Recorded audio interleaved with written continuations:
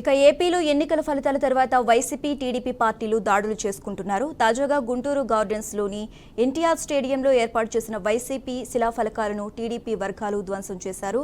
స్టేడియంలో నూతనంగా నిర్మించిన వైఎస్ఆర్ జిమ్ను అప్పటి ప్రజాప్రతినిధులు నామకరణం చేసి శిలాఫలకాన్ని నిర్మించారు. అయితే ఈ నిర్మాణానికి ఎన్నికల కోడ్ అమల్లో ఉండగా వైఎస్ఆర్ జిమ్గా నామకరణం చేశారని, ఇది ఎన్నికల నియమావళికి విరుద్ధమని టీడీపీ యువజన నాయకులు రాయపాటి సాయి, బ్రాహ్మణ చైతన్య వేదిక నాయకులు సిరిపురం శ్రీధర్ ఆరోపించారు. ఈ విషయంపై కోర్టులో పిల్ చేశామని, అయినా ప్రజాప్రతినిధులు అధికారులు బేఖాతరు చేశారని చెప్పారు. ఈ నేపథ్యంలో అభిప్రాయానికి అనుగుణంగా వైసీపీ ప్రజాప్రతినిధులు ఏర్పాటు చేసిన శిలా ఫలకాలను ధ్వంసం చేసినట్లు తెలిపారు. ఈ సందర్భంగా ఎన్టీఆర్ పేరును మార్చాలని చూస్తే సహించేది లేదని హెచ్చరించారు.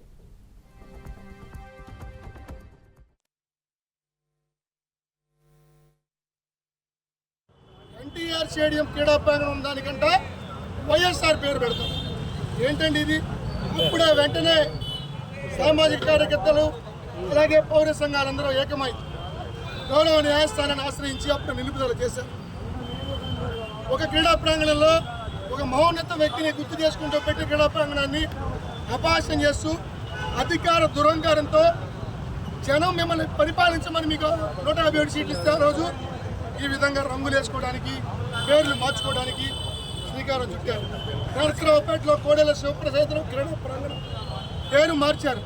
తిరిగి నిన్న మళ్ళీ కోడెల శివప్రసాద్ క్రీడా ప్రాంగణం పెట్టుకున్నారు. ఎన్టీఆర్ హెల్త్ యూనివర్సిటీ ఎంతోమంది విద్యావంతుల్ని, డాక్టర్లు తీర్చిదిద్దిన యూనివర్సిటీకి ఆ రోజు ముఖ్యమంత్రి ఉన్న చంద్రబాబు నాయుడు గారు ఎన్టీఆర్ హెల్త్ యూనివర్సిటీని పెడితే వైఎస్ఆర్ యూనివర్సిటీ పేరు మారుస్తారు. ఎంత పైచాచిగా ఉంది. ఆ రోజు తెలుగు యువత ప్రజాపాలన పెడితే ప్రజలందరూ ఎన్టీఆర్ హెల్త్ యూనివర్సిటీ మద్దతు పలికారు.